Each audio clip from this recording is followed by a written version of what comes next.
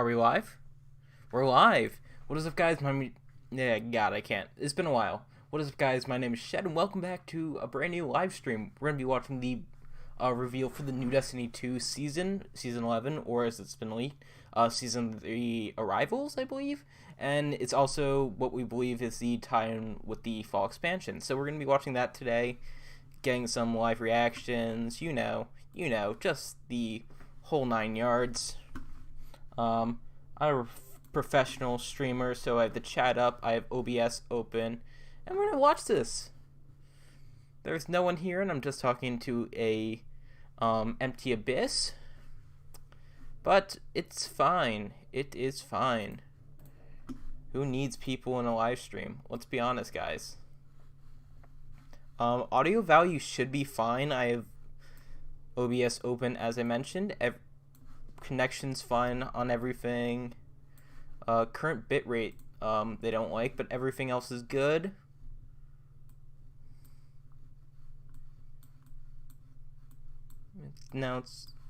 Everything should be fine. It says bitrate's lower than the recommended. Who cares? It says good connection. OBS says everything's fine, so everything's fine.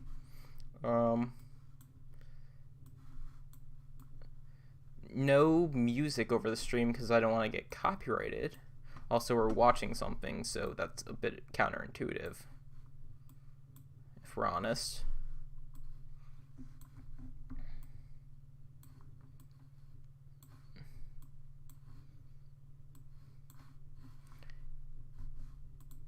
Yep, everything should be fine. I think I still have a playlist downloaded. We could do something. I think I have music somewhere. Get that off the screen. Music. Do we have it? No, I swore I had something downloaded. Give me a second, guys. I'm professional. I have iTunes. Everything there's copyrighted, so can't really do that. I should have like a playlist somewhere on here.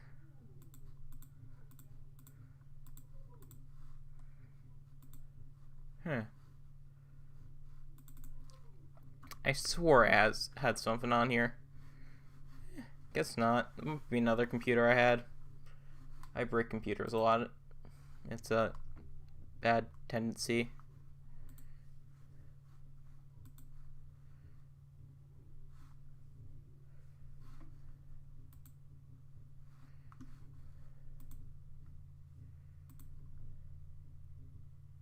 Does it really have all the stuff on the screen? Is it all really there?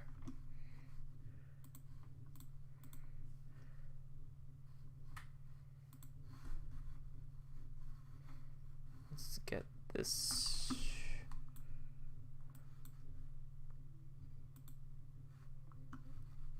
Why is all this stuff on the screen? That's my question. Nope. That's not doing it. No, that's all in text. Where's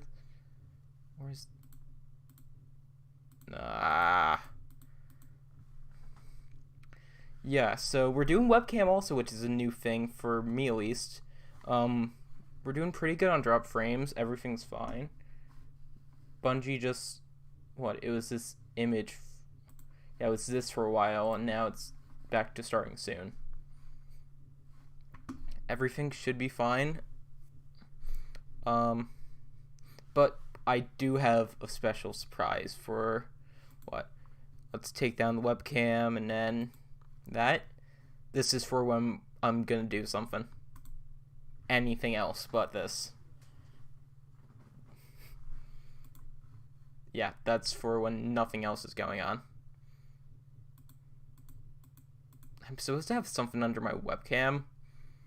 If I can get that back up. Yeah. We're supposed to have something there, but it's not working for me currently. That's a problem.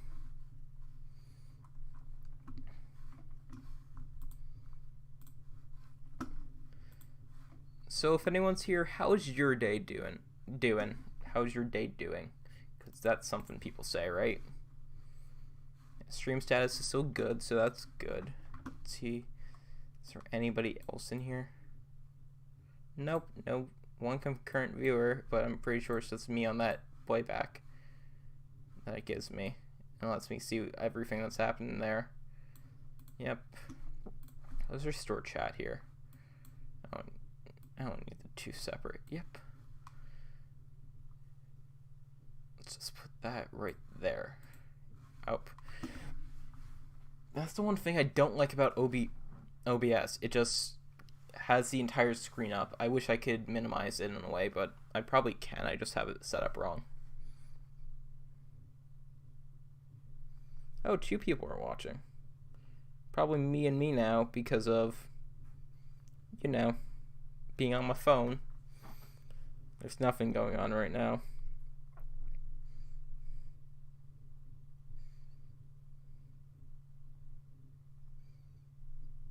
Oh no, they tweeted something.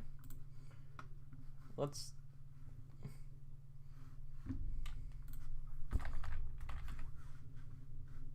see what Bungie's doing. It's the Destiny of the game then.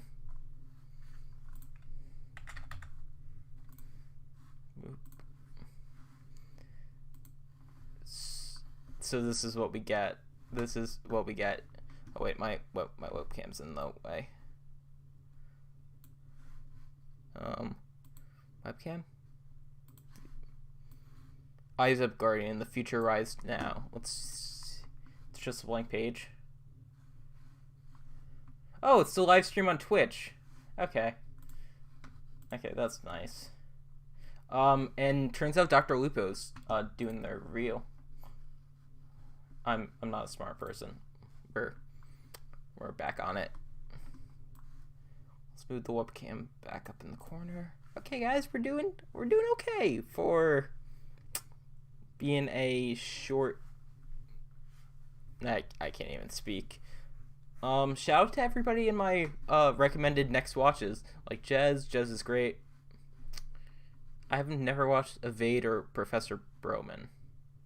You've seen I've watched Dado and Jez though. Unknown player, he's good. Not really doing Destiny that much. Destiny the game, that's a good channel. That is a good channel. My camera's over here. Yeah, it is annoying. Speaking into an endless void.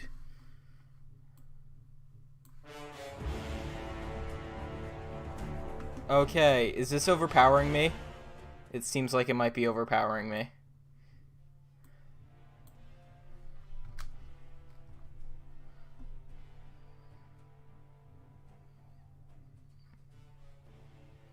Oh, I love this at the beginning of Bungie streams. How they show, like, everything that happened. Like, we're gonna get all the seasons from... Like, that's Vault. That's Vault to Glass. Dark Below. You see? We're getting the entire timeline in, what, 9 minutes? I love that in Bungie streams. By the way, Dado merch. Dado merch. Dado merch. Again, I have a second monitor over here where I'm seeing, like, I'm on OBS looking at the overlay, seeing everything, and I'm like trying to mirror it there. But Dado merch. Support Dado.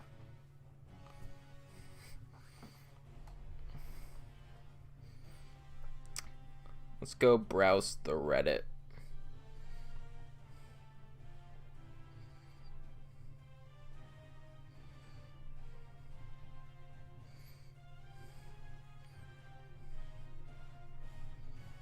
Oh, this is cool. I don't think you would see this on the phone. I can get it up on Twitter. What is this, Deej? Yeah, it's Deej. Hey, don't follow me on Twitter. So it's all of them. Like, this is his laptop. You got 3 screens from the laptop. Oh wait, it's a ThinkPad Chromebook. Deej, why? But it's like you got the double monitor for the video chats, then you got the Twitter open. That's actually really cool. Deej, you're doing good setup wise, man. Wait. Yeah, it's DMG. I Moira's gonna like that. Follow Destiny the Meme on Twitter and Instagram, guys. Again, looking at that monitor because I'm an idiot and a fool. Ripcade. Hunter.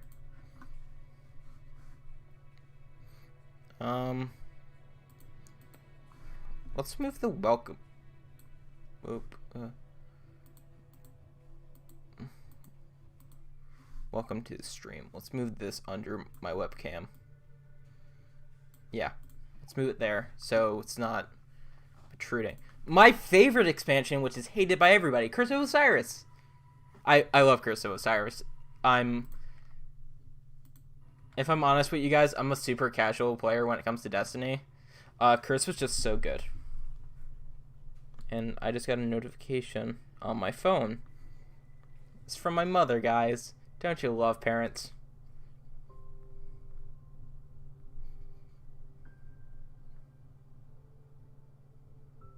Oh, this is sad. Pat Kelly, CEO, COO.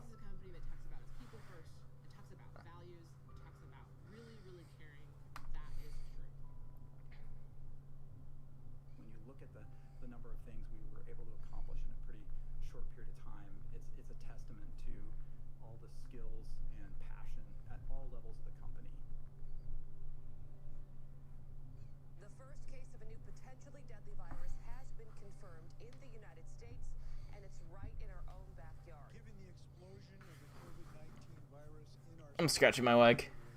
I will sign a statewide executive proclamation later today, temporarily shutting down restaurants, bars, entertainment, and recreational facilities. Well, it really started for us back in February when we were starting to hear early stages about the global pandemic. We went from, first time I'd ever heard the phrase social distancing before, to the entire studio working from home in a matter of a couple of weeks. It was scary. It was kind of chaotic, a lot of uncertainty. We had to rise to this challenge and go from a studio all working in person day to day to working distributed all over the Puget Sound region. We developed a 5-phase plan driven by 5 priorities, and the top priority for us was employee safety. So very quickly it was developing a I love Bungie so much. I love Bungie so much. You just see how caring the developers are, how much they love what they do. No, so far everything has been very clear. Something that's very particular about Destiny is that we do work on Bungie machines to make sure that we keep certain aspects of Destiny secure. And so, in order to do that, we had to look at provisioning up to 400 laptops, which was a huge number for us.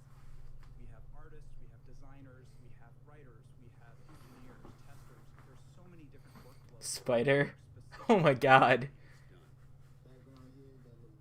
Yes, Lance! Lance Dredrick, such an amazing person. Such a joyful person as well. Had basically one avenue that they understood, which was put in a ticket. And our queues just blew out of control. Normally, our ticket workload for a month is between 700 and 800 tickets. And in March, it was 1,400 tickets. Oh boy. The IT team was incredible through this. I mean, it was one of those moments where a team that's, often behind the scenes suddenly came front and center. Our guys, they're willing to stay all through the night, and not a complaint out of a single guy. I mean, it's the best team I've ever worked with. I could not be prouder. I love Teddy Roosevelt. He's such an amazing person.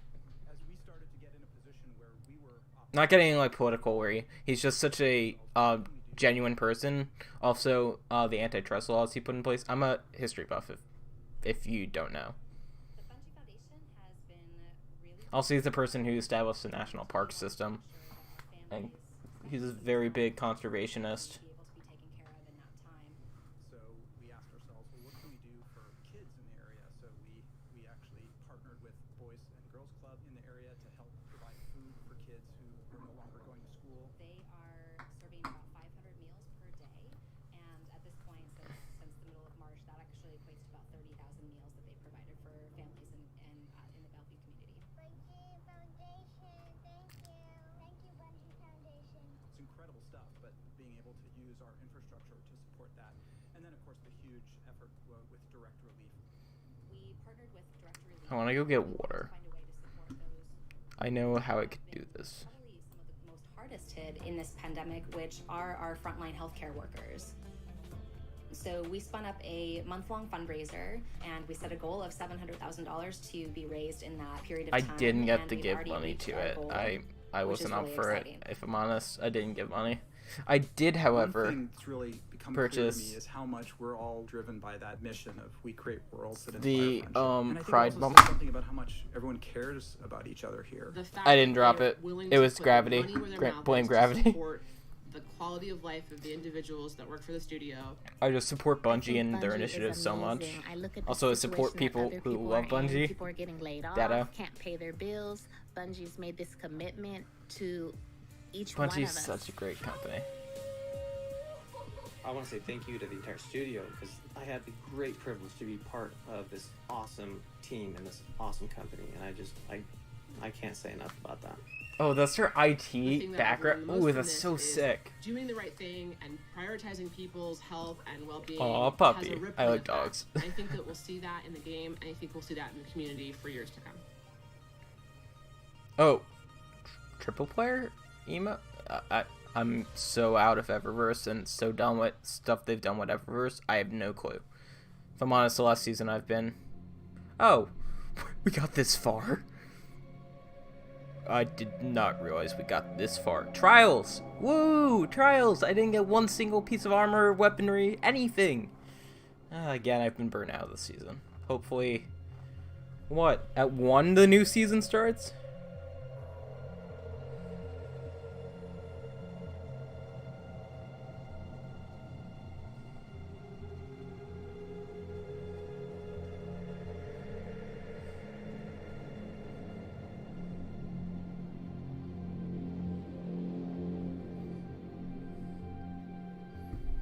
So,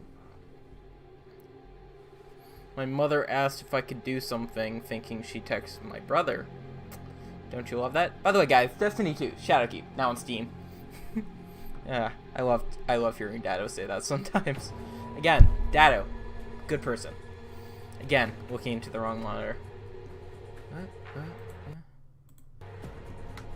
Let's see, is there anybody else in here? How's the health? Good. Who cares? I don't care. I'm doing this more for myself so I can see my reaction.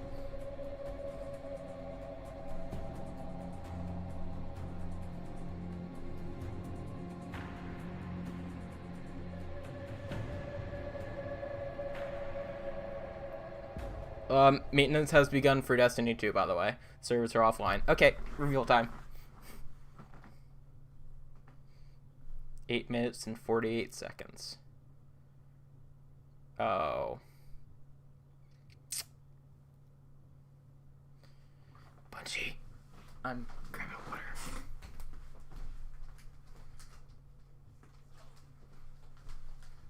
I have water near me.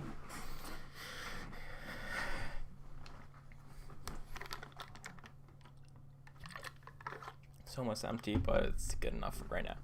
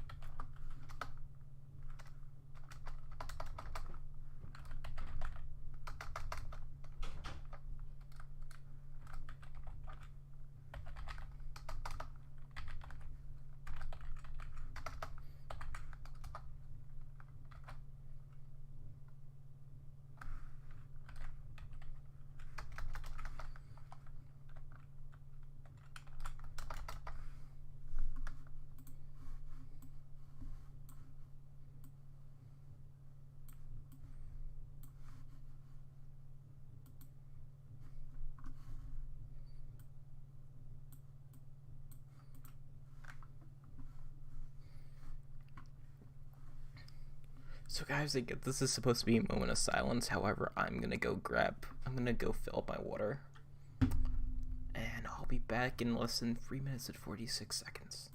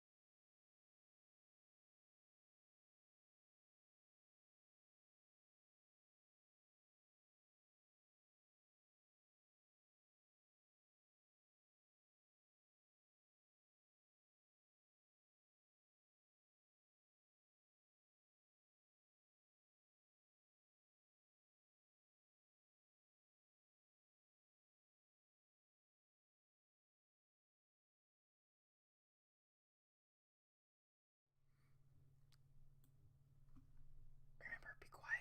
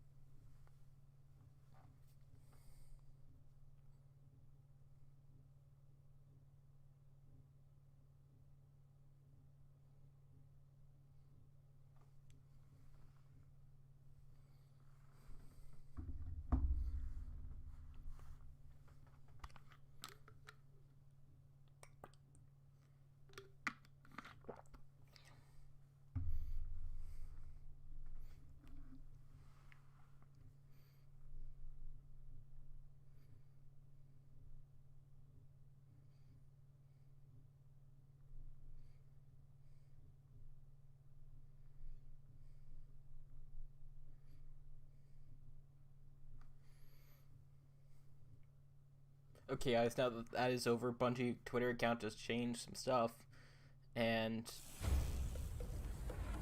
okay, let's get in the stream. If it's like a VOD, if there's like pauses between what they're saying, I'm going to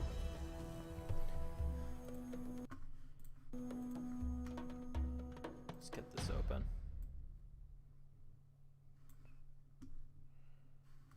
I'm Mark Noseworthy. I'm the Destiny 2 general manager. I'm Luke Smith, and I'm the Destiny 2 game director. General manager. Before we start the show today, we wanted to just acknowledge the circumstances and the unprecedented times we're in. This is not how we had planned this several months ago to talk about the future of Destiny 2 and reveal where we're headed with the team. You know, this show's not how Didn't we planned realize it. it was We're building on auto. Not how we planned it from our living rooms and Didn't realize it was basements on auto. and with our kids and our dogs and all sorts of stuff on our laps while we're trying to make this game. Yeah, there's like an inherent weirdness to this. Even the weirdness of, this is the first time I've seen you in person in the last like probably 3 months, and I don't know if people know, but outside of the show that is work, like those are actually pretty close. Like we hang out, we talk all the time. Our significant others are buddies, like, and so. It's super weird just to see you in person. Yeah, not on a screen. Yeah, not on this little like Zoom screen on an iPad or something. Like it's just totally bizarre. Yeah. This is not how we envisioned this, and certainly our hope was that it would be more. I'm sorry, I just have to stop. We've just called Mark Knows Where We Knows. This summer, a bunch more folks from the team are gonna talk about what we're up to and what we're gonna be up to. Let's get the show started. Let's go. Sorry, this isn't the best quality.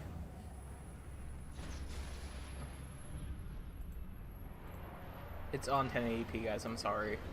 It's not even the best for me. Dredgen Hope. Also known as the Drift. Oh, Eris! We've seen this. I'm sorry.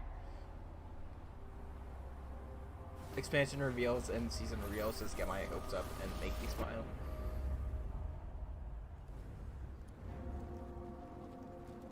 Who is that?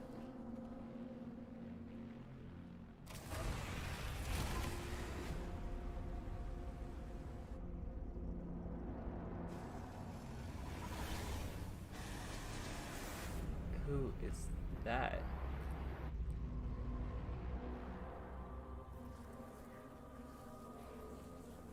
That seems like... Oh, that's a sparrow. That's the Exo Stranger.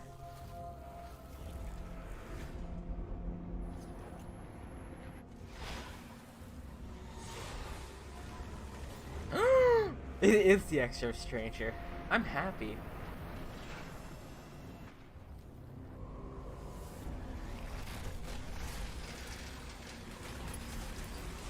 That's like 6 sparrow, by the way.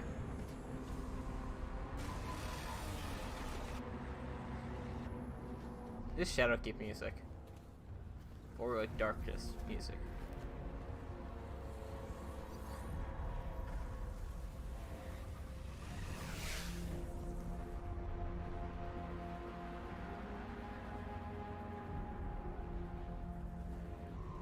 Trust.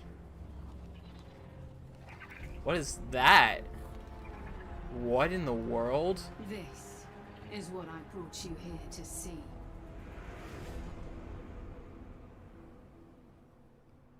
Another pyramid. Destiny 2 Beyond Light. Boy, September 22nd. Beyond Light.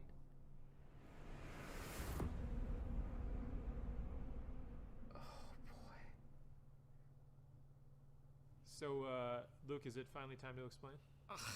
Listen, some jerk said that we were done with the Stranger's story, and as you get back into Destiny and you keep like looking around and finding stones to uncover, a character who says that she's not forged in light, and where the two of you meet, ground can break, becomes a pretty interesting tool to leverage here in Destiny 2 Beyond Light and going forward. Beyond Light. It is the beginning of a brand new era in Destiny 2. This fall, you're going to discover Europa, a brand new destination, and one of the first destinations we envisioned long ago when Destiny began. This is the birthplace of the Exo and the site of a newly active pyramid ship. As a player, you're going to face Aramis, a fallen warrior wielding a brand new power born from a very ancient darkness.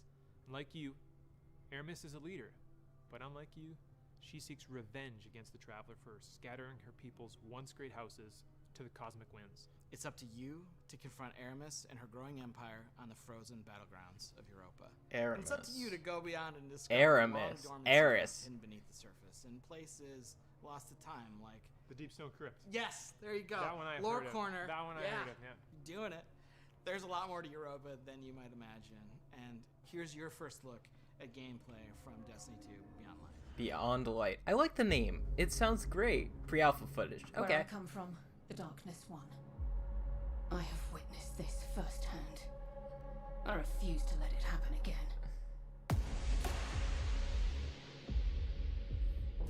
Is that a pyramidium?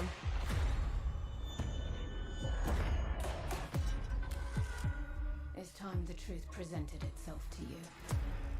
Darkness resides within, beckoning you. This is a truth we cannot hide from. And so we must embrace it.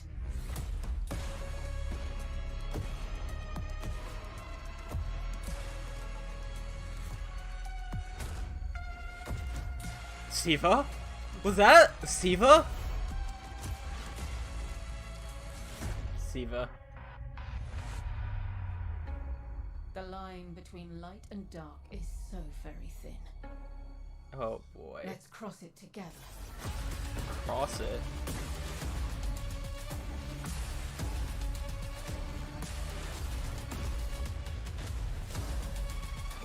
Yo.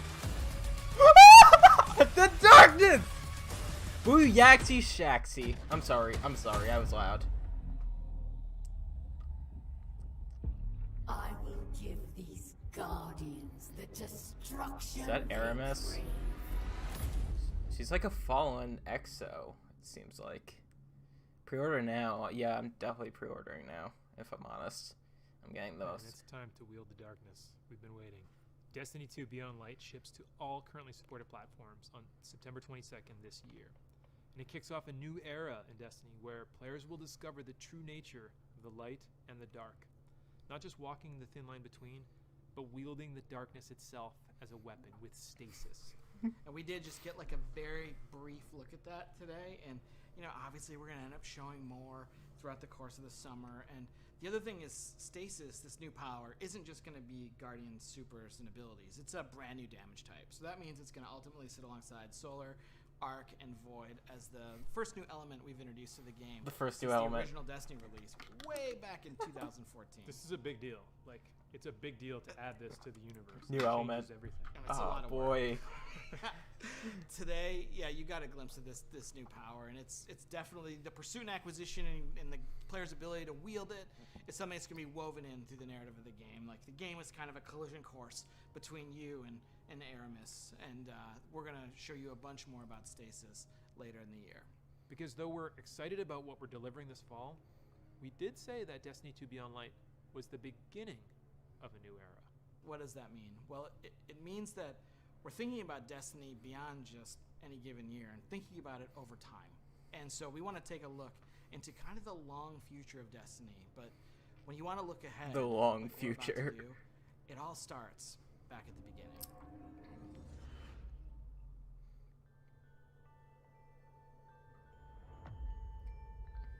Bunch. The original cutscene. We called it The The Traveler. and its arrival changed us forever. Ugh. We already got New Light, so... Oh, they said they were going to do, like, You an must expansion push of New back Light the in the darkness. fall. Guardians are fighting on Earth and beyond. Join them. 6 of us went down into the pit. In the end, they all bowed before me. Queen Lara. We have slain his brood. We have murdered his TTK! son. And now the taken Time to king kill. comes for us all. Again, still doing that monitor. It's horrible.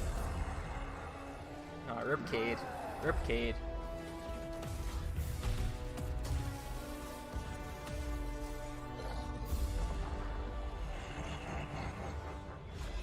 We thought we were indestructible.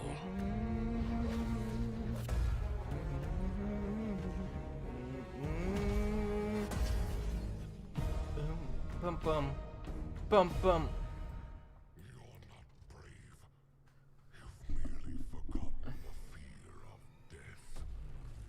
Okay. Okay, Gaul. Okay, Gaul. We get it. We get it. Ghost Prime. It's alright. I'm sorry, I do voices.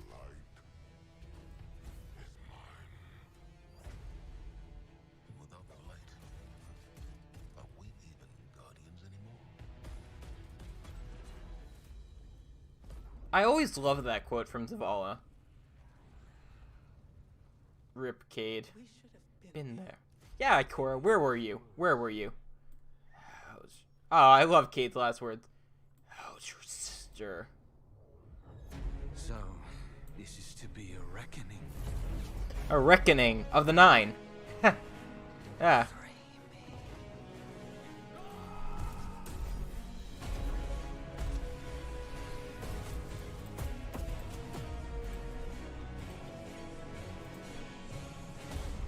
I'm just making sure I'm getting all audio right. I should have checked that earlier. How long has it sat in silence, watching us? It seems those responsible for our collapse are coming back. We've been waiting. Beyond Light page isn't up yet. Salvation. The line Between light and dark is so very thin. Where do you stand? 2020. Beyond Light. You know which side you're He's on. 2021. The Witch. Oh! What? We're already getting next year. Side should always be taken, 2022. even if it's the wrong side. Lightfall. What? We just got 2 years of expansion. What? It starts with Beyond Light coming this fall. It's going to continue with the next major expansion, the Witch Queen, and Lightfall is going to drive this all to a moment. These 3 releases represent this new era. So are we not getting a collapse until 2022? With that era of light, where players entered Destiny for the first time. They were resurrected. They went to the tower. They learned about the things. 2014, the game came out, Luke. And we exited that era when we became Guardians. We are now coming out of an era of loss of our powers, one of our mentors, our innocence, and soon we will be entering an era of darkness. And if it's not clear, we are all in on Destiny 2. Last year, we laid out a vision for the game that we wanted to build the definitive action MMO, place it in an awesome evolving world that you can play anytime, anywhere with your friends. We are still completely committed to this ambitious vision, and we're going to continue reaching to deliver it in Destiny 2. And to be clear, guys, I'm pre-ordering. like over here in the Twitch chat, there's some mix of Salt and Space Dad. We haven't gotten everything right. Guys, I'm pre-ordering. For example, we've already begun working on changes that we're going to make to our seasonal model in year 4 to get a bunch of the FOMO that's in the game right now out of it. And this is a response not only to your feedback, but just, we took it in the wrong direction. You can lay that at me. We're also working on things like transmog, and that's going to be an experience that means armor is kind of always valuable to you because it can always represent a look for you to chase. And we've got a bunch of other improvements to the experience that we're working on. Things like the quest log's going to get another awesome revision. We've got small touches, like a oft requested one. And I think when we started Beyond Light, this was one that I made to Mike Zach in getting a dark title screen back in Destiny so that the white heat of the title screen doesn't light up your entire apartment at 2 a.m. So there are the small features, but then there's also some big features, and maybe one of the biggest is next generation support. I think one of the most exciting things we're going to talk about is the game's going to run at 60 frames per second and 4K resolution on the new hardware. We're also really happy with whatever content you already own. I play on PC now. Destiny 2 will come with you to your next generation console of choice at no extra charge. On PlayStation, you'll be able to upgrade to PlayStation 5 for free. And on Xbox, we will support smart delivery, also for free. Yes! This means if you own Destiny 2 expansion content on those platforms, now or in the future, or by Beyond Light in September, you can keep playing on the same family consoles for free without buying the expansions again. Oh, I'm happy. I like console. I have both console and PC. I've been playing Destiny on PC a bit more for faster frames. Within each console platform ecosystem as well. This means that if your brother's playing on PS4 and your sister's playing on PS5, all 3 of you can play together. We're going to do the same thing in the Xbox ecosystem. This year we're focused on intergenerational play. Hopefully next year we can finally do the thing and get them all playing together in the same next year. Hopefully. Shadowkeep was cool, and Shadowkeep brought back the moon and upgraded and enhanced it. And so we brought a destination out of the vault and, you know, spruced it up, and that's where you got to play. We're not doing that with this fall's destination, Europa. It's a brand new place you've never been before. And both the Witch Queen and Lightfall are going to also include brand new, never before seen destinations. I think they bring back old destinations. Stretch out across the timeline. That's going to bring much anticipated enemies to the forefront, and hopefully deliver some twists, turns, drama. So Savathun in 2021. That's going to be cool. Deliver these big content beats. That is actually going to be cool. And keep building on top of our seasonal experiences while making technological leaps forward. We also need to make some big changes to the way we treat some of our older legacy content. The stuff what are we getting rid of? Maybe it's getting a little long in the tooth that you're what not are we getting rid of? really looking at and playing anymore. You're not. Destiny 2 is a huge game. We have 9 destinations, 40 story missions, 54 adventures, 42 lost sectors, 17 strikes. What are we getting rid of? 7 raids, Tell us what we're getting rid of.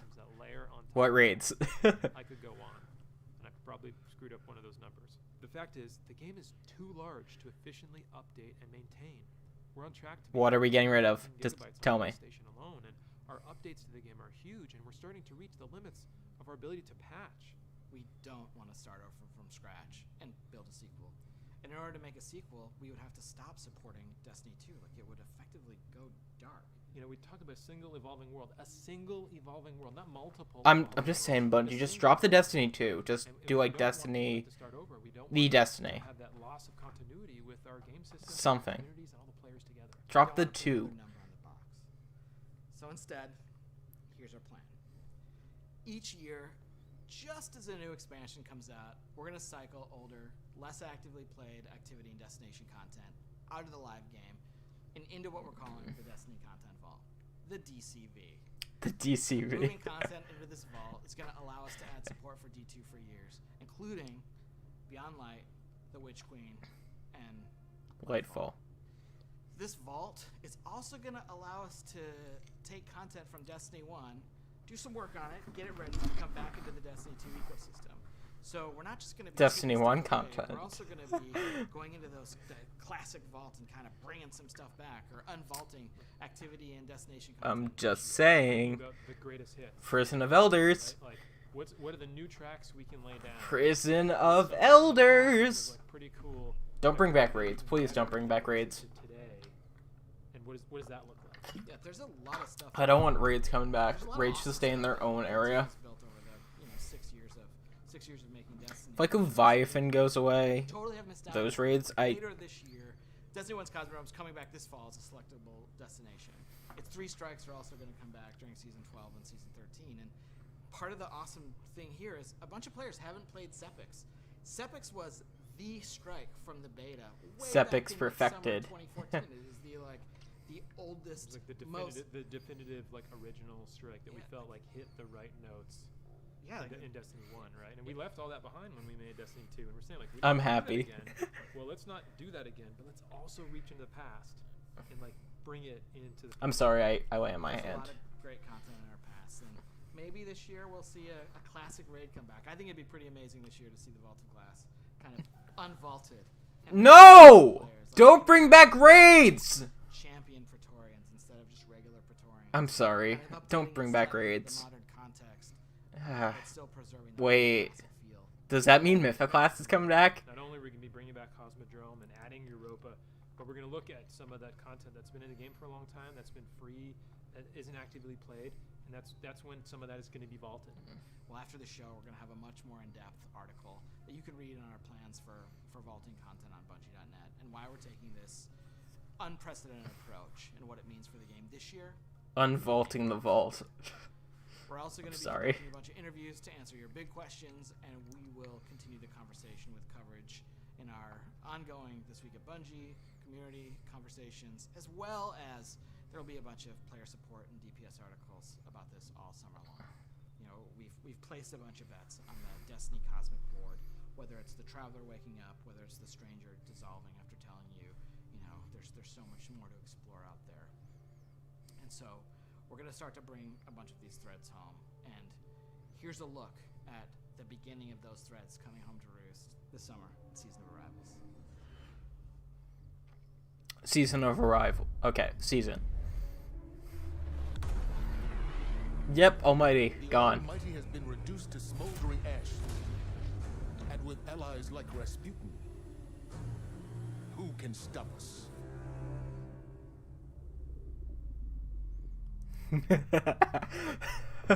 Titan to Mercury.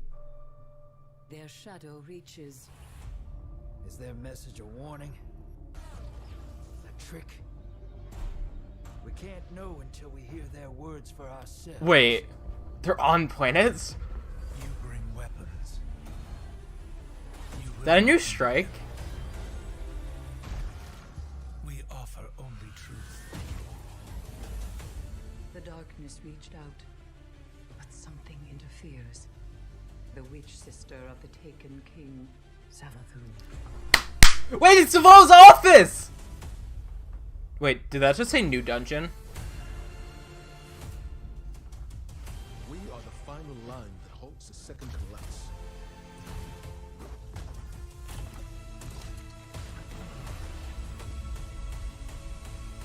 Road to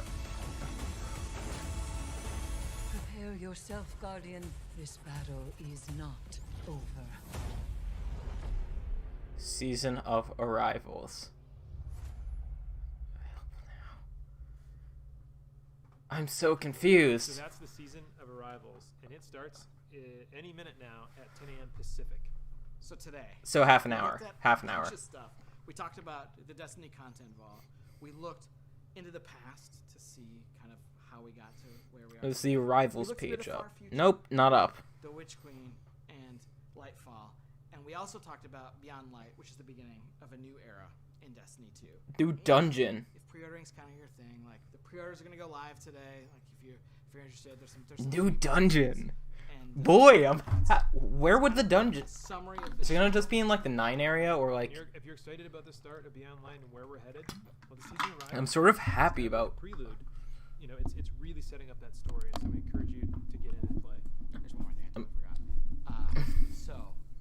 Today, Sorry, I'm readjusting the mic. 5 p.m. Pacific. 5 p.m. We're gonna launch a brand new dungeon called Prophecy. Prophecy. Prophecy is a dungeon that involves the 9, and that's kind of like all I'm gonna say about it. A 9 dungeon. There's a little bit of business. Ooh, this is to it, cool. And then we'll wrap.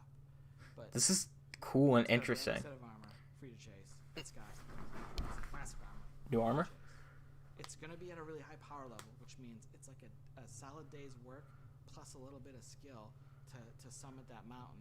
It's free for all players. It's free for all players. All players. We're going to show you a trailer in just a second. If you don't want to see anything from the dungeon, just click the little red X or like get up and go make an omelet and then come back and the stream will be over and you can play Season of Arrivals in Destiny 2. And I think that's the business. This is We're like cool. There. I think We've yeah, handled everything. I think it's the time to say thank you all for tuning in and giving us your time today, and just for playing Destiny and being part of this amazing community. It has and it will continue to be a journey. On behalf of everyone at Bungie, please, please, please stay safe out there, and we'll see you soon. This is cool. I like this. Oh, so you want it from like the Gambit zone, I'm guessing. New dungeon Prophecy.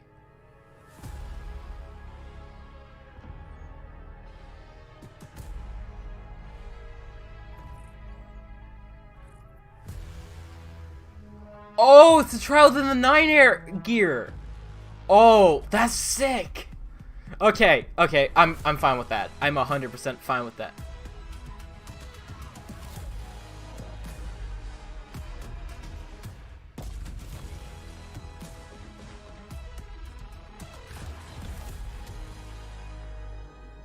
Is that Queen's Court?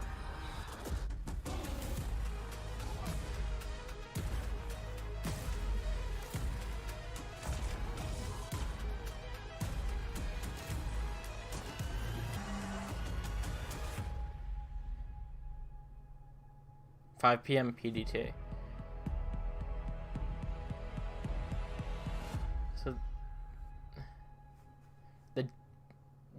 Daito Foundry armor.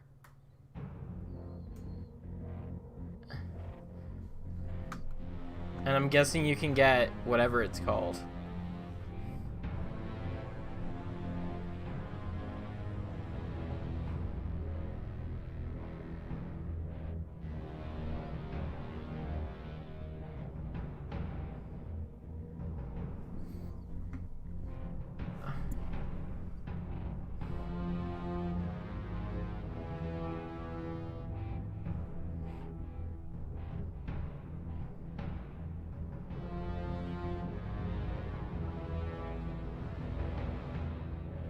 Oh, so it's on whatever it's Dr. Lupo's Twitch. We could watch it. He'll be talking with the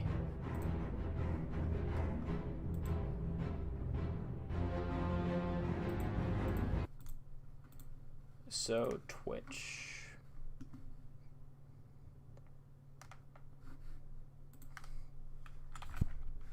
Dr. Lupo's streaming it, right?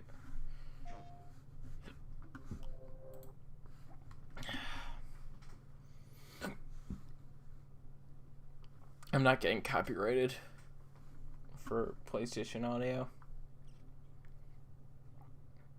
About the future and what they plan on doing, everything that's going to happen, and so we'll have to actually. I'm gonna even go just to this one right here to bring that down, bring that volume down, and get some things ready. I believe, yeah, the video is already up on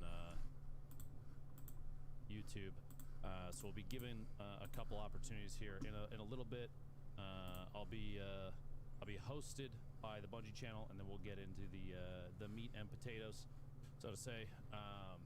We got crossplay discussions, all sorts of stuff. So, yeah, dude, absolutely incredible.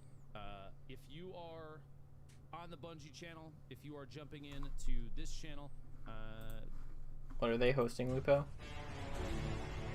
No, Lupo's on his. Unmute so that you can hear him, or at least so that he can hear me. Hopefully, just give me a nod if you can hear me. You good now over there? Okay, cool. So yeah, if you're coming in for the Bungie stream, welcome. My name is Dr. Lupo, and I'm being given an opportunity to talk directly to Luke Smith following what Okay, so I have no clue if this is fair use at all, but this is a reaction video, guys. We're gonna watch Lupo talk to Luke Smith. A number of different very big plot points brought up. They talked about sunsetting in the Destiny content vault. They talked about the Exo Strangers back. There's a ton of stuff. So we do have a lot of things to cover, and I have a limited amount of time to do that. Before we get into the back and forth with Luke, I'm going to bring him up on screen, and we're going to go over the Beyond Light reveal trailer, just because an opportunity for a behind-the-scenes, a director's cut of what they're putting out. We don't often get that. So, hi, Luke. You're muted. I can't hear you. Yeah, a little old, and don't always hit all the right buttons, and so yeah. There we go. No, we're good. I'm good now. I can hear you now. Sorry.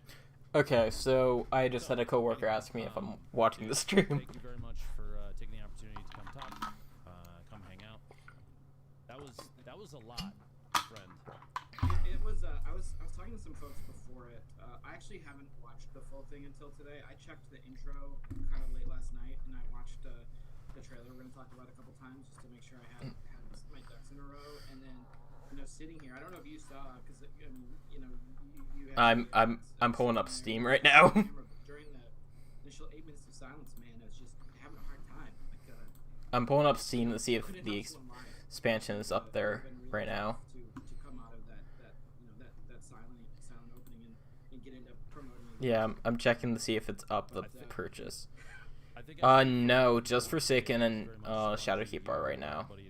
On the team for taking an opportunity to speak up on things that are important. I know I saw a little bit of pushback from people in chat, and while I do understand, have we gotten any viewers? One concurrent viewer, guys.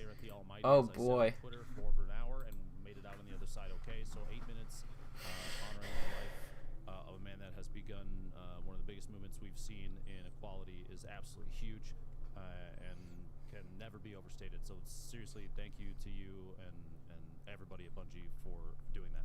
it means I think more than you guys realize. Yeah, the team did an awesome job with that. It was a shit ton of to try to get back to try to like pull myself back here. It is a shit ton of stuff we put on the table today. So, oh yeah, there's. I even want to say I respect the fact that the back and forth you and Mark side by side. I saw online somebody that was 6'1" laid down between to make sure that there was correct social distancing between the chairs, which was hilarious, but appropriate as well. So.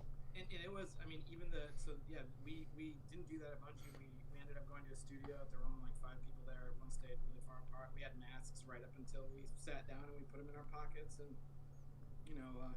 I undersold the Mark thing a little bit. It's like my only regret from that is like, oh, he's like kind of a, we're pretty close outside of that. Like Noseworthy and I, like he's like my best friend, and so I felt like I cheaped him out a little bit with my underselling of our romance, if you will.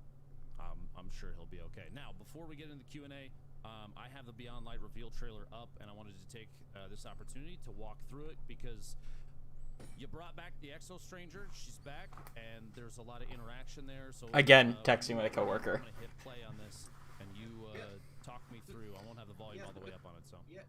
Just a little context before we play the video. When we set out to think about this expansion set and where we had been, the last kind of massive event in Destiny was the end of Destiny 2, where the Traveler woke up and kind of, you realize that the Traveler maybe hasn't been dead. It's been intentionally dormant because any action would result in this, inevitability. And so, with Shadowkeep, it was really important to me that we start to pick up that thread. I felt like that was a really big ball to kick. And, with something like The Stranger and something like Europa, these are really things from, I associate with, early Destiny. And so another thing that we were looking for, even before we hired a director for this piece, it was, we want to, reach out across all of Destiny's history and kind of pull some stuff together to say, hey, we're moving forward here. And the director we ended up tapping is actually the same director who did the Destiny 1 Mars video. It's a guy named Ilya we've worked with a bunch over the years. And so anytime... Wait, I'm being told by somebody Dark Drinker was in one of the trailers. Ilya's genius. So let's roll it. You got it.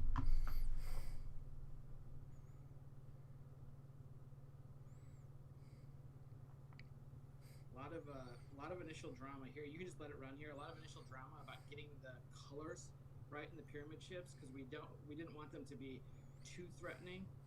This shot here with the drifter shot, that is a mirror of that original kind of Destiny 1 intro. You'll see another one of these mirrors here where Eris takes a little tumble. That is exactly meant to mirror the astronaut slipping. So if we pause here on the fire, so I'm a few seconds behind, but a little delay. I got it.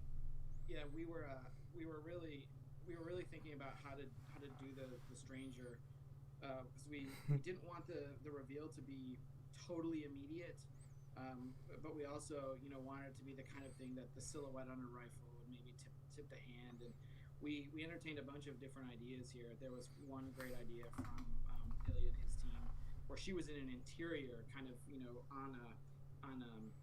like an ancient computer, and that looked awesome. And we ended up going with the fire because the lighting was better for concealing the character in the way that we wanted to.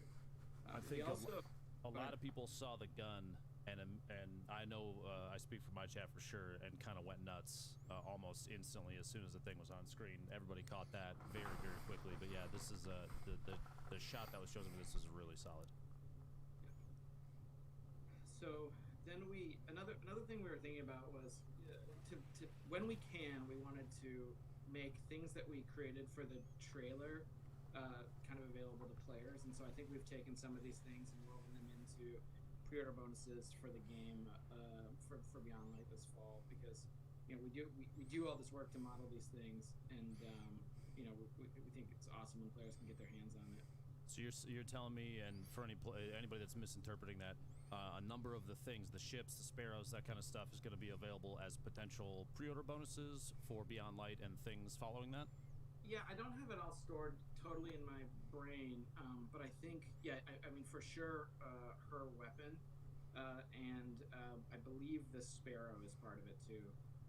But the ship's fucking awesome. We wanted to give the Drifter kind of, a different pod. Like, some of the fun of doing stuff like this is, getting to take characters who have really familiar aesthetics and give them something else. Like, I remember Mike and I talking about, like, well, if Eris is going to kind of be trudging through the frozen wilderness here, like, can we give her some, winter gear? Like, kind of, when you see your favorite characters from Star Wars, they have, like, different wardrobe changes. Yep. The Han Solo parka's awesome. Like, what's Eris's version of the Han Solo parka?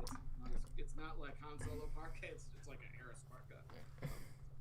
That's going to be an official Destiny clothing piece in the future, I'm sure.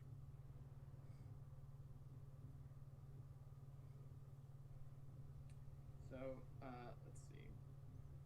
So here, if you so you can see as Eris is walking, there are these crystals emerging, and this is indicating that she is, this plus the final scene from Shadowkeep, the kind of post-game sequence, is really indicating that Eris, a character who has been, very anti the notion of the darkness, has maybe started to explore the edges of it, and certainly looks like she may be wielding something a little bit different than you would expect. This even looks like almost a clue into stasis, which obviously I'll be asking questions about in a little while. But yeah, this was a kind of a similar aesthetic to what we saw in the gameplay trailer. So. Yeah, I'm having a little bit of technical difficulty on my side here. I think I'm still with you. Yeah. Okay. I'm just catching up to the video. My video popped. All good.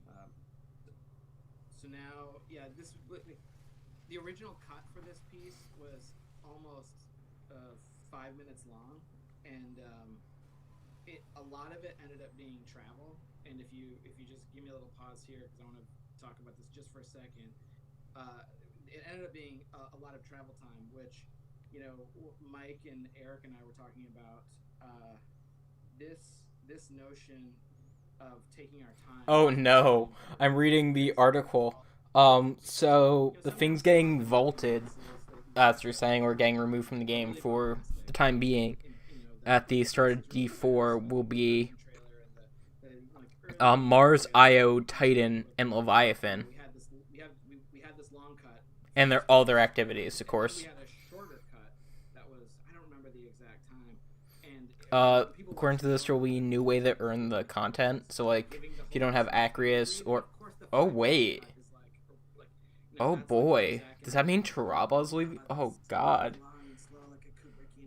Ooh. And so we find some like reason here, and I think that we did get to this really nice length here.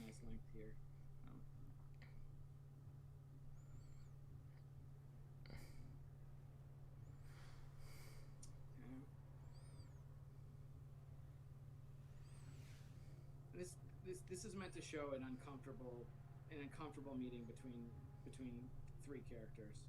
The dismount for the stranger, and into this thing that emerges from her.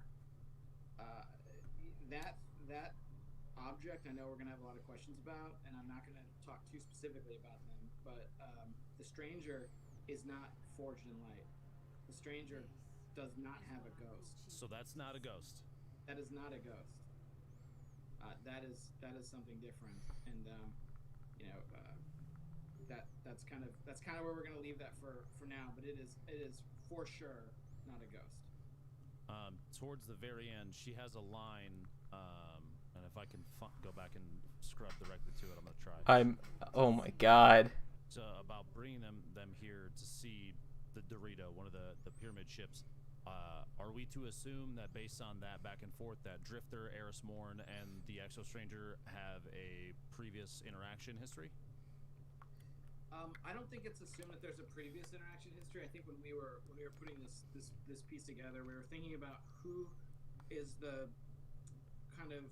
are three characters, because Destiny, often happens in factions of three. Who are the three characters who would be most interested in the power of Okay, so according to this, there's going to be 3 raids playable this fall, which I guess means Scourge is leaving. So I'm guessing it's going to be Last Wish, Garden, and then Year 4 raid. is kind of also a pretty great fit. And when I was oh, Gambit and Gambit Prime are getting merged. So she was there from the beginning because I felt like anytime you want to explore something different, like the darkness, like I said on the video, like a character who's not 4D. Oh, strikes are getting removed from locations. The location's going away. Ooh. The collision with the player would break ground. Felt like really good opportunity, and I know people have been waiting a long time to see her again, and I think that's I think this is a great time. That's a lot. I think that's an understatement. As one of the characters that we've I don't have time to explain why we've wanted to see that for a really long time. The thing that's not a ghost. I'm just gonna ask it outright. Are we gonna be able to obtain something similar? Not this year. Not this year. Not this year. Are you implying in the future that it would be potentially possible? It's certainly an idea that we are deeply considering, because I think that I think it's you put something in front of people, you see how they react to it, you see if they think it's cool, and then we'll go from there. I think there's a bunch of opportunity to add super cool shit for players in Destiny, and I think that the Strangers little buddy is I think it's pretty super cool, but our community is going to tell us what they think. They usually do, don't worry. So this is going to be the Beyond Light is released, and now is there an expectation for the director in the fall? The big gap in time to be fleshed out as to what was going on, where they went, all that. No, she's going to kind of debut in Beyond Light. She's not going to be a part of the season of Arrivals. Just wanted to check. All right. That's good. It's your time. Let's do it. Well, thank you okay, very much it's a question. To go through the Beyond Light reveal trailer. I think I speak for a lot of people when I say, holy crap, you guys are very good at cinematics. We appreciate you taking the time to do everything that you've done with that.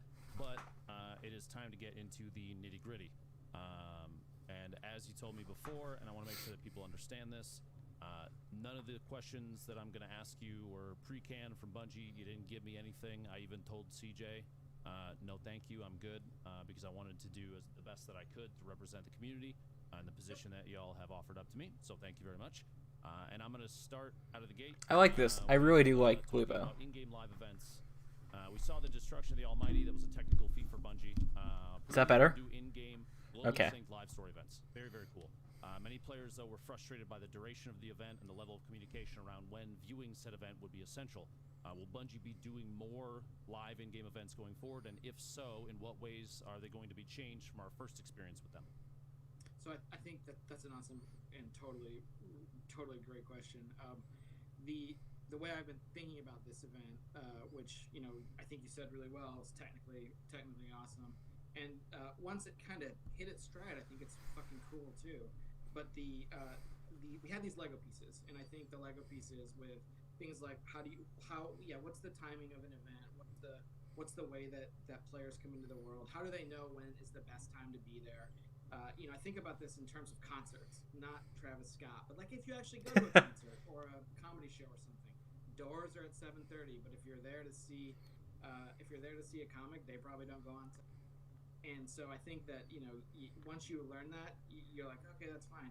I think we could have signaled all of that better, and at the bare minimum, we've got to signal it better. But I also think there's a compression that we could be doing with the time that we're asking people to chill there too. A follow-up: if there are future events like that, is there an opportunity for players to maybe be a little more hands-on with the mechanics or the event playing out? Because I think a lot of people, while they did go through and do all of the bounties and public events to gas Rasputin up, it very much would have been nice to be able to, even just in this case, go to the Almighty, maybe disable a portion of the shield, anything like that where there is an interactive moment, because people often felt like they just sat there and watched Rasputin blow a thing up that they put a lot of work into before that with no payoff. Yeah, I think that there's two things you're talking about there, and I think they're both great pieces of feedback. Like the first one is what's like the kinetic action game part of this? Like how do I get to feel like I'm more involved actively, like on the controller or on the keyboard? And I think that's awesome feedback, and we should strive to get there. The second thing I would say is it's also about how can I very clearly understand the impact of my or the community's collective actions across the game. And so, you know, So Paul Tassie's article's up if anybody wants to go watch that, read that. Talked about our, you know, how could we have made the Warmind network feel more present in the solar system at large? That you're actually feeling, you know, on your director and your skyboxes everywhere. That's a thing that's building up over the course of the season, so that when you see those missile streamers traveling at, you know, physically real time, but maybe not like action game. That you're like, yeah, we did that, and so I think those are both awesome notes and awesome pieces of feedback. I think the other thing was because this is kind of our first one, it was really meant to just be kind of like, I think someone said it really well, like a cinematic you were watching. Gotcha. Better management from us for the next time. A lot of people in my chat are touching on crossplay, so I'm going to bring that up just super quick to get clarification so they understand. My understanding, and correct me if I'm wrong, is that when the next generation of consoles, the next Xbox and PlayStation release, there will be cross-play within the same the same ecosystem. So Xbox, Xbox One and the next tier and PS4, PS5, those will be able to interact with each other initially, but not cross-platform between the two. Correct? Yeah, the intergenerational crossplay. Yes. And then going forward, Mark specifically said that the goal is to achieve full crossplay next year. Yeah, that's our target. We've been signaling crossplay for a while. We had some other technical priorities this year, and we want to move on to that next. Like we want to be that single evolving world, and that means, you know, they can play anytime, anywhere with your friends, and that Destiny 2 is the platform. Is that, and last clarification on that, and then I won't bring up crossplay again. And that's going to be Xbox, PlayStation, PC, Stadia, all together?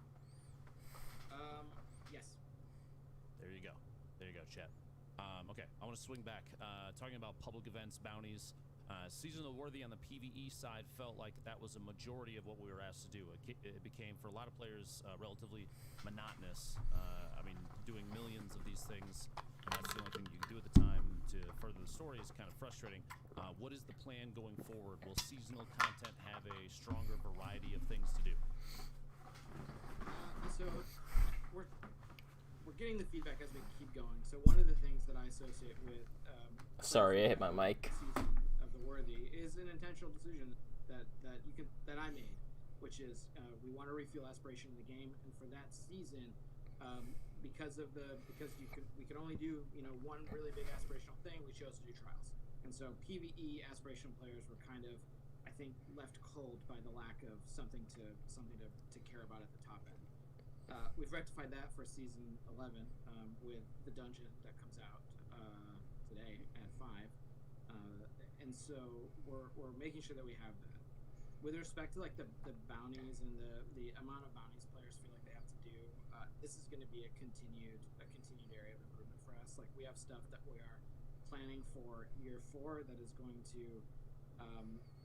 give players alternate ways to make bounty-like progress on their season pass. Like that I think can lessen the burden of making it feel like you have to. The best way to play the game is to grab the random bounties till you get the. Yeah. So. Like that, you know, that doesn't sound like a super fun way to play the game. So we've got to get better here. You mentioned that Season of the Worthy obviously had trials, was the big aspiration. For Season of Arrivals, you have a brand new dungeon, which begs the question: is there a cadence internally about PvE versus PvP for new content? Should we expect the back and forth each season? Is there going to be, or will it be split between both sides going forward for each subsequent season? It's not going to be necessarily like a back and forth sawtooth. I think that we've talked about wanting to do a refresh to trials every year. So I don't know that we've refresh to trials every year. I don't know if we've said when we're doing the next one. I do know when we're doing the next one. Feel free to say. No, I think that we Just checking. you know, we talked about the PvE top end kind of passively in that video that we just watched, which is, you know, in year 4 we're gonna have the raid that comes out with Beyond Light, and we're also gonna have a raid that returns from the content vault, and so we'll have at least 2 raids. You know, we'll have 2 raid activities next year, and you know, we've got to figure out what that aspiration looks like in there's one season basically that doesn't have something booked, and so we've got to figure out what that's going to look like. You said a raid was coming back from the content vault. Which raid specifically? we're gonna pull the old Vault of Glass out and there you go. Back and play there. Fantastic. That's I'm hoping people are very excited about that. That seems I think a lot of people have a certain feeling about Vault of Glass compared to everything else because it was the first. You know, it's everybody remembers the first. You know, so change gears again real quick. Hardcore players of Destiny, of which, especially on the streamer side, I admit that, and I'm trying to not be content creator focused. I'm trying to look at everybody. There are a lot of hardcore non-content creator players as well. They enjoy highly repeatable content. I'm going to use Diablo as an example. You have an unending difficulty scale in which you can continue to get rewards. I'm just listening to it at this point, guys. That may not necessarily fit into the Oh wait, is this season up? But GM Nightfalls were added as an even harder difficulty, but the reward structure for that was essentially a title that you only went after once. There was, with the exception of a small period of bug rewards, there's no reason to do those over Masters. Going forward, is there a plan to give a longer-term carrot-on-a-stick mechanic for players in that situation that have done everything? And a suggestion, thank you to Dado for making this video, was that maybe you can have titles that level up. So you've unlocked, you know, Conqueror how many times? Maybe you get the level 2, level 3, level 4, something that'll give people something to do so you can show that they've dedicated a whole crap load of time to something and it doesn't affect the way that the game is played. Yeah, that's a great suggestion. The Rivals page still isn't up, guys. I'm just letting you know. Starting soon, which is it might be starting as early as season 11. Again, like some stuff moves around in the calendar, but like Collector's edition. Something that we are working on and planning to do is one thing. I think another thing with an activity like the GM Nightfalls, which I think have a number of really awesome properties, we're going to be enhancing their itemization during year 4. I think that, you know, sometimes we're not totally sure how a thing is going to go. Like we do a lot of experimenting in this game, and maybe sometimes it feels like we do too much, but you know, we are thinking about that reward story for GM Nightfalls and believe we can enhance that. Hey guys, I'm reading the the Beyond Light. So the Digital Deluxe pack, Stranger's Weapon Pack, no time to explain exotic pulse rifle, no time to explain exotic catalyst, Stranger's Upgrade Pack, all other Sky exotic Sparrow, no time to explain. Oh boy. You have season gear that gets retired into the main line. Do we see something like that happening with some of the mods that people absolutely love? I think what the Armor and Mods team are doing right now is sneakily some really fucking awesome work on Destiny, and the challenge might be it's a little hard to find the fun here, to like put it together and to make a build. I think that we have improvements that we can make there to make builds Beyond Light, bro. This stuff looks sick. Figuring out how do we keep so it's like the cool stuff from this. So it's $40. So it's a Forsaken Taken King size expansion. Okay. Like when we find something that's super successful, like how So can we double down on it? the deluxe edition that comes with seasons 12 through 15 and a lot of other stuff. Player base has always had kind of a complex relationship with paid season. Oh. The question, is it worth it? I see often asked pretty quickly after the first week or two of, you know, that man, this is brand new, that rush wears off. Should players temper their expectations when it comes to each new season? Should we be focusing more on the larger expansions as the target for highly repetitive stuff? Raid takes place in Deepstone Crypt. I'm on the pre-order Bungie. Basically a battle for sure has $10 of value if you think. So raid.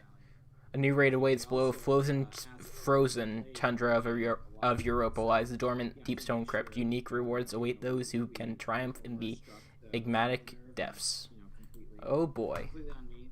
That's my direction and discretion, and I think I let us astray, and we're gonna fix it. The other thing that you're asking though about content, I think we have to continue to evolve the way we're thinking about content. Like again, this year we had a bunch of really cool stuff. Like Rescuing Saint 14 was a cool quest line that had a bunch of good elements in it. But I think that we ended up making a lot of 6-player arena type activities, and you can lay that at my feet too. Like I think that we need a more diverse offering in our seasons. Imagine a season where you have I'm not doing this. I'm just saying imagine a season that's all about a handful of exotic quests. So you have a bunch of cool quest lines that season, and that's the primary thing that you're doing. I think that we've got areas to. Update is out, by the way, guys. It is 3.3 gigabytes on PC.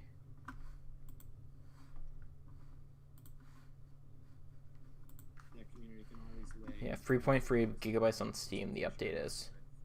I'm guessing the pre-order is up on Steam as well right now. This is pausing on me. I might have to. There are a lot of different avenues in which people express Upcoming. their Pre-order is and not live on joys, Steam.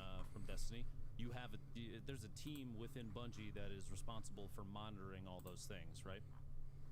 Yep. Oh yeah.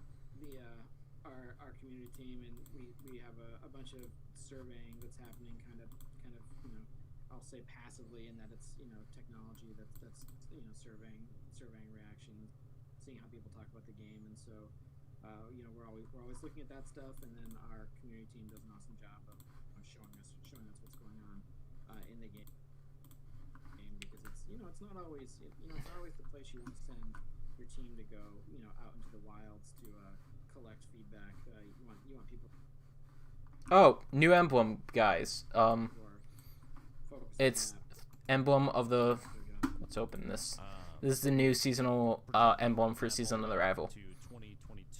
Okay, that's sick. It does seem more and more like Destiny 3 is not going to be a thing. Is there ever going to be a Destiny 3? I'll say we're not planning to make one. We believe really strongly that we want to build the future of Destiny inside of the Destiny 2 game. So that this is the way. Is there a plan to continue to integrate Destiny 1 content back into Destiny 2? You just say to bring it back VOD. Cosmodrome is returning, and in addition to that, is it going to be a lot of people complain, and this isn't just to Bungie, this is to a lot of different games, that it's reuse of the same content over and over again, a copy paste of old stuff, because there may not be an opportunity to innovate. Maybe you don't have chances to build new things, or maybe it's laziness. Can you explain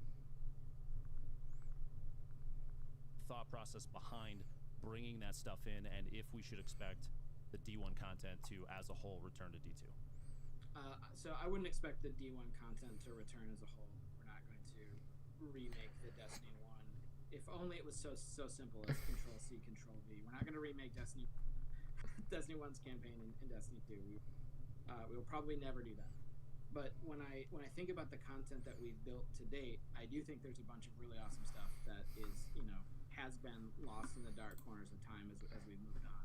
And so I think the Destiny content vault's an opportunity to, selectively pull things out of the vault. Like I will speak for myself as a player and not with my team, but the idea of a ship landing, like heading toward a strike and hearing the voiceover, Zavala as we go to that Imperial land tank outside of Rubicon would make me laugh. That would bring me some joy, and so I think we have content that can touch our players in that way. It's also a balancing act, because you want to keep making new awesome stuff too, and that's not just limited to our players wanting us to make new awesome stuff. It's also about our development team wants to make new awesome stuff, and so we've got to find find the right line between, you know, some of our playlists feel like greatest hits, you know, and our world feels new. We're gonna keep exploring that. In the future, will Bungie have, or maybe put forth a more concentrated effort to bring more of the lore directly into the game for a more cohesive narrative? An example is, I asked before stream if anybody knew the name of the Scion Flayer that was in charge of trying to crash the Almighty into the tower, into Earth, and pretty much nobody knew Amtek's name unless you read the lore. That's one of those things about the game where if you're not okay, guys, so I'm gonna end the stream right here. If you want to continue hearing Luke and Dr. Lupo talk, you can go do that. Yeah, if you want to. I'm gonna personally keep listening to them and watching.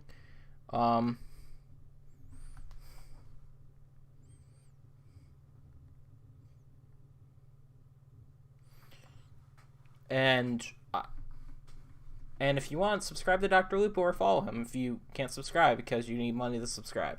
Other than that, I'm going to let you guys go. It's been a nice reveal stream. I still can't look at a camera right. But it's been nice. We've been streaming for about an hour and a half and actually enjoyed it. I might stream more if people actually watch, but I'll see you guys later. Bye.